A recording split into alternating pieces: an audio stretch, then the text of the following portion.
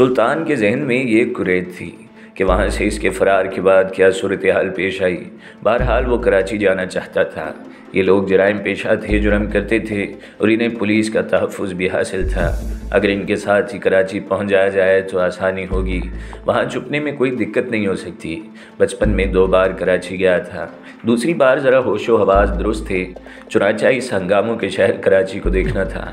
इस वक्त तो खैर जहन में कोई तसव्वुर नहीं था कि कभी इसे भी इन हंगामों में पोशीदा होने की ज़रूरत पेश आ जाएगी, लेकिन अब वो ये सोचता था कि वहाँ से बेहतर और कोई जगह नहीं।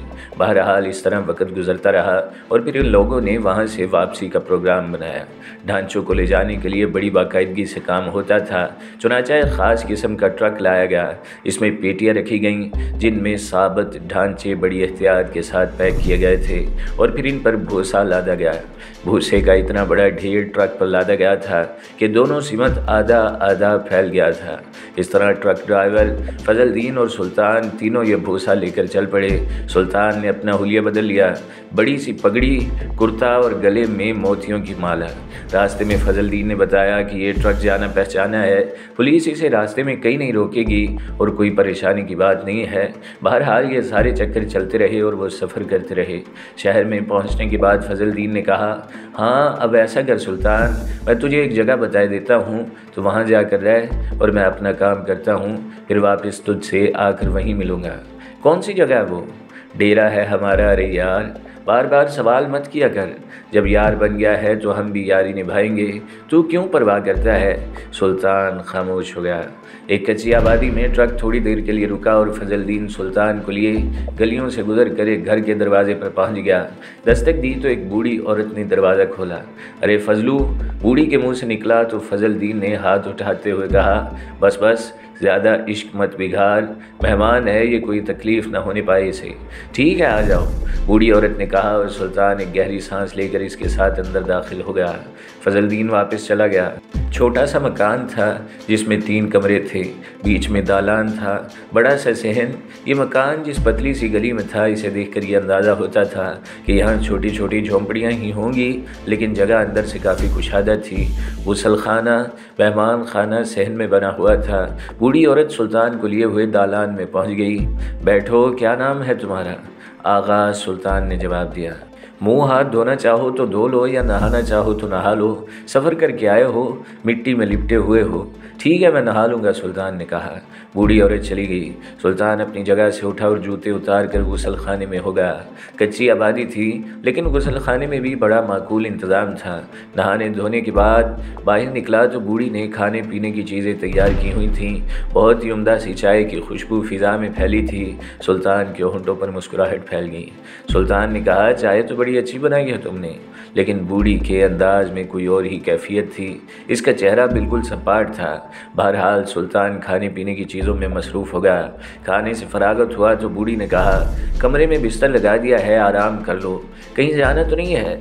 नहीं, सुल्तान ने कहा और कमरे में जा बैठा। थोड़ी देर तक पलंग पर बैठा रहा, फिर बिस्तर पर लेट गया। पहली बार इसके दिल में ज़रा मुख्तलिफ़ ख़यालात आए थे। माजी में जो कुछ करता रहा था, इसमें बड़ी जारहियत थी। किसी को नुकसान पहुंचा देना इसके लिए कोई मुश्किल काम नहीं था, लेकिन अब क्या करना है? वो अज़मत जिसे वो अपने सीने में बसाए रहता था और सोचता था कि कोई इसका मद्दे मुकाबिल नहीं है, इस वक्त इस गुमनाम झोंपड़े में झलंगी सी चारपाई पर दराज थी और इसके सामने कोई मंजिल नहीं थी। बहरहाल रकम तो इसके पास अच्छी खासी मौजूद थी और वो तवील अरसे तक हाथ पाँव हिलाए बगैर वक्त गुजार सकता था, लेकिन ये कोई अकल की बात नहीं थी। इतना तो वो जानता था कि लोग इसकी हरकत को नज़रअंदाज नहीं करेंगे, इसे अपने अमल का खुमियाजा भुगतना पड़ेगा, यानी जो कुछ किया है इसका खुमियाजा उठाना पड़ेगा इसे। लेकिन बात वहीं आ जाती है, अगर गिरफ़्तार होकर पुलिस के हाथों में पड़ गया तो ये तो कोई बात ना हुई। ऐसा तो हर जराइम पेशा शख्स के साथ होता है। फिर मेरे अंदर क्या इनफरादियत हुई? मुझे कोई ऐसा अमल करना चाहिए जिससे मेरी अज़मत का मुकाम और मायार कायम रहे। घर से निकल कर कराची तक पहुँच गया था और अब इसके बाद भी अगर कोई ढंग का मामला न हुआ तो फिर सूरत हाल ख़राब हो जाएगी। ये तमाम बातें इसके जहन में आ रही थीं और वो मुसलसल सोचों में डूबा हुआ था कि अचानक दरवाजे पर आहट हुई और इसने चौंक कर दरवाजे की सिमत देखा। कमरे का माहौल नीम तारीक था, लेकिन दरवाज़ा खुलने से मदम सी रोशनी अंदर आई और इस रोशनी के साथ ही एक और रोशनी भी अंदर आ गई। दरहकीकत ये रोशनी ही थी, दूध जैसा सफ़ेद रंग, सबक नकूश, गुदारिया हुआ बदन। वो आहिस्ता आहिस्ता चलती हुई पलंग के करीब पहुंच गई। सुल्तान ने उठकर बैठने की कोशिश की तो इसने जल्दी से इसके सीने पर हाथ रख दिया और बोली, सो गए थे? सुल्तान ने कोई जवाब न दिया। वो आहिस्ता से पलंग पर बैठ गई। अम्मा ने कहा है कि तुम्हारी खिदमत करूं, तुम फजल दीन के मेहमान हो। सुल्तान ने थोड़ा सा उठकर कोहनियाँ सिरहाने से निकाली और इसे देखता हुआ बोला, कौन हो तुम? सुरैया है मेरा नाम, उसने कहा। अम्मा की बेटी हो? सुल्तान ने अजीब सा सवाल किया, लेकिन सुरैया ने कोई जवाब न दिया। वो खूबसूरत आंखों से इसे देख रही थी। फिर इसने कहा, बोलो क्या करना है? क्या मतलब? मैंने कहा, नहीं मेरा मतलब है कि। इसने जुमला अधूरा छोड़ दिया। सुल्तान इसकी बात समझने की कोशिश कर रहा था। वो बोली, सो तो नहीं गए थे? नहीं, सुल्तान ने कहा, रात को यहीं रहोगे? मेरा मतलब है रात को आ जाऊं। और इसके बाद इतना अहमक भी नहीं था कि बात इसकी समझ में ना आती। इसने कहा, क्यों? जवाब में वो मुस्कुरा दी, फिर बोली, सो जाओ बस, ठीक है ना? और इसके बाद वो अपनी जगह से उठी और बाहर निकल गई। जाते हुए सुल्तान ने इसके चेहरे की एक झलक देखी थी। वो गुफ्तगी से मुस्कुराई थी। शायद सुल्तान की अहमकाना बातों पर इसे अंदाज़ा हो गया था कि अनाड़ी है। सुल्तान देर तक इसके बारे में सोचता रहा। बहुत सी बातें इसके जहन में आ रही थीं। फिर अपने दिल में सुरूर की एक लहर उठती देखी। न जाने बाहर की दुनिया में ज़िंदगी के कितने तजुर्बात हों, अपने आप को इन तजुर्बात के लिए तैयार कर लेना चाहिए। शक्कर की एक हवेली में ज़िंदगी का अंजाम कम अज़ कम मुझे पसंद नहीं है, दूसरों को पसंद हो या ना हो। न जाने कब तक इन्हीं में डूबा रहा और फिर नींद आ गई। जागा तो तकरीबन 2:30 बजे थे। 2:30 बजे के करीब अपनी जगह से उठा। थोड़ी देर तक सोचता रहा और इसके बाद बाहर निकल आया। लेकिन बाहर बरामदे में जो मंजर देखा, इसने इसे साकित कर दिया। वही लड़की जो इसके पास आई थी और जिस तरह की पेशकश की थी, इसे सुल्तान ने समझ लिया था। लेकिन इस वक्त वो बरामदे में बिछाए हुए तख्त पर जाए नमाज बिछाए नमाज पढ़ रही थी। इसने अपना चेहरा सफ़ेद चादर में ढांप रखा था। सफ़ेद चादर जैसा ही इसके चेहरे का रंग भी था। गहरी काली से आंखें झुकी हुई थीं। वो अल्लाह के हुजूर हाजिर थी।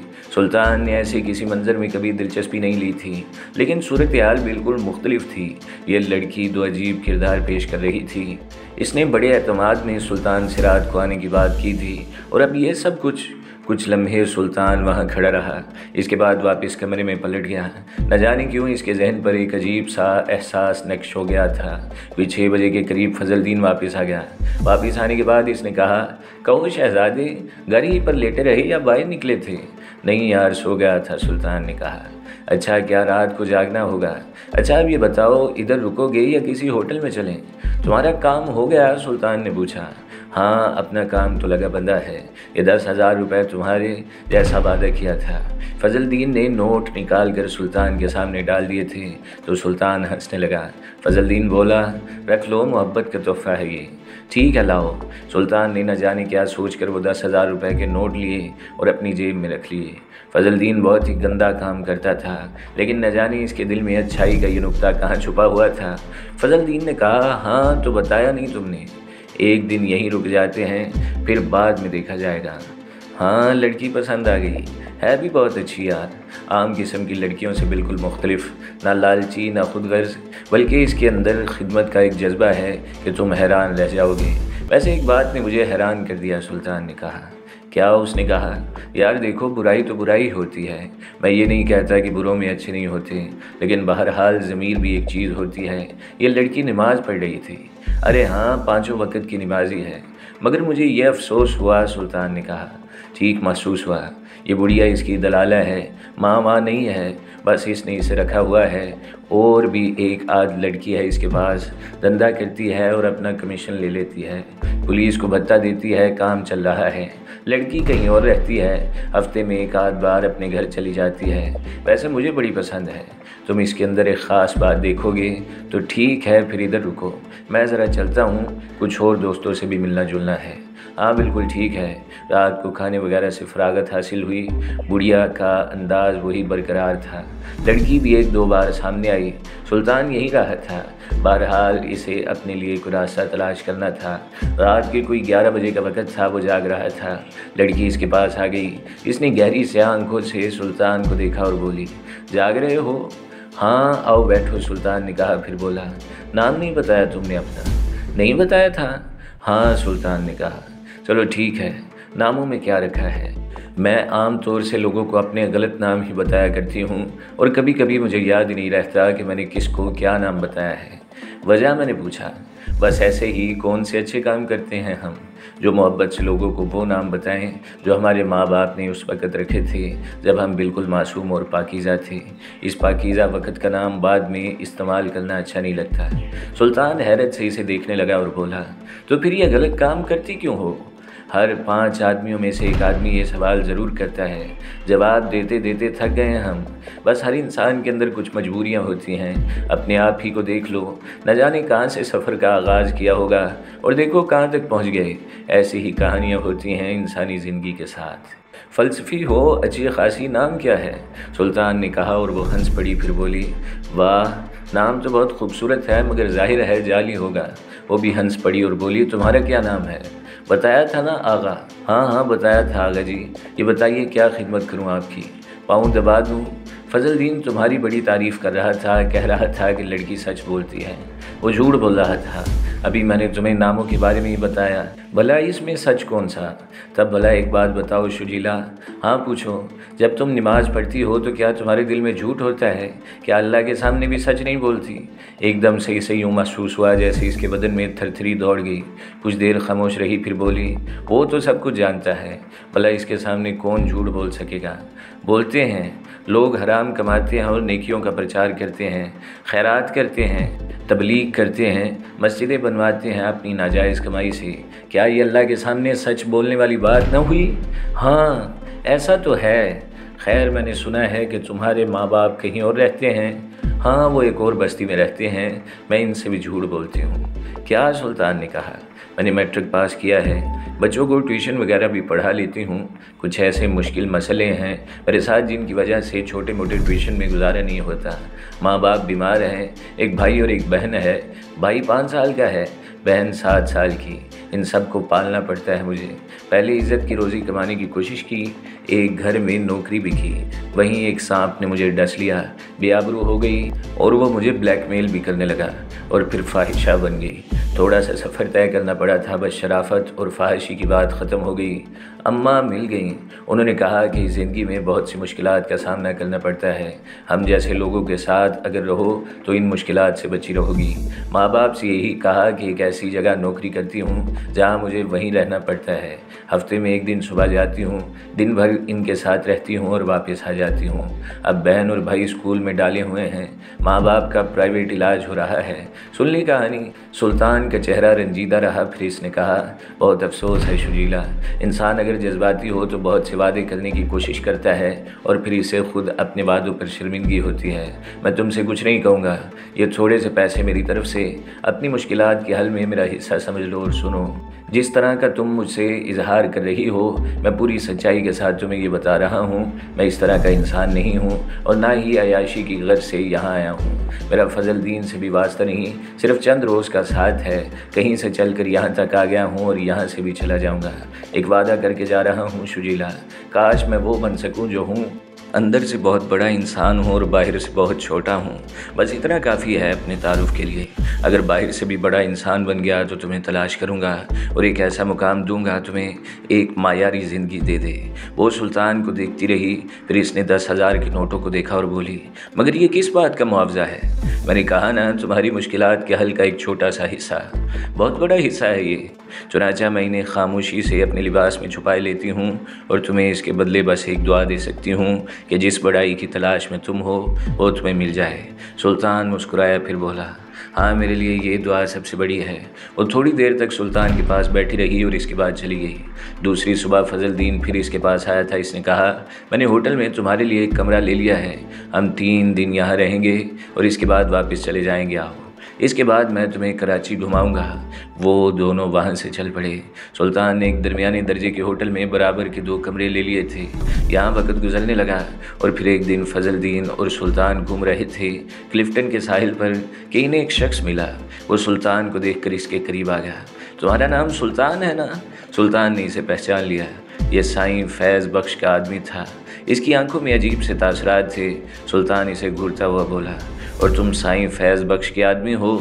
हाँ, अल्लाह बसाया है मेरा नाम। बस छोटा सा काम है मेरा साईं फैज़ बख्श से। अभी 2 दिन पहले गोट गया था, पता चला तुमने साईं फैज़ बख्श की हवेली जला दी है। साईं फैज़ बख्श ने डेरा जमा रखा है हवेली के सामने और अभी तक पुलिस को इस बारे में इत्तला नहीं दी। लेकिन वो तुम्हारे बारे में अच्छे इरादे नहीं रखता। अब तुम यहाँ से जाओगे और इसे ये बताओगे कि मैं कराची में मौजूद हूँ। सुल्तान ने कहा, सौदा हो सकता है अगर तुम चाहो तो।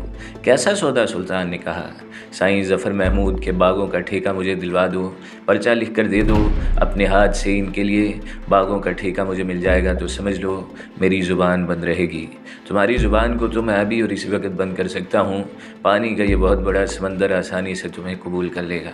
नहीं साईं, ऐसी कोई बात नहीं है। वो देखो इधर, वो एक जीप खड़ी नज़र आ रही है। 7 बंदे हैं हमारे। एक इशारा करेंगे तो जीप तुम्हारे ऊपर आने के लिए चढ़ दौड़ेगी। धमकी मत दो, क्या चाहते हो? इस बार फजलदीन ने आगे बढ़कर गुर्राई हुई आवाज़ में कहा, आप कौन हो साईं? वो 7 है ना जीप में। अगर इधर से 27 निकल आए तो भारी पड़ेंगे साईं। थोड़े इधर के मारे जाएंगे, थोड़े उधर के, मगर हम एक हल पेश कर रहे हैं ना। अभी लिख कर दे दिया जाए तुम्हें कि बागों का ठेका तुम्हें मिल जाएगा। सुल्तान ने कहा, नहीं साईं, पता बता दो, ज़ुबान पर एतबार करेंगे। तो ठीक है, पता नोट कर लो, आ जाना, बातचीत करेंगे। फजलदीन ने एक मरतबा फिर दोहराया और इस शख्स ने नोट कर लिया। फिर बोला, ठीक है साईं, एतबार करते हैं। बड़े काम एतबार के सहारे ही चलते हैं। कोई साजिश नहीं होगी साईं।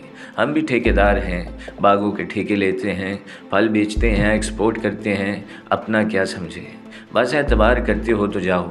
वो हंसता हुआ वापस चला गया। तब फजलदीन ने कहा, क्या ख्याल है, घूमोगे या वापस चलें? तबीयत उलझन का शिकार तो हो ही गई है। सुल्तान ने एक निगाह फजलदीन को देखा।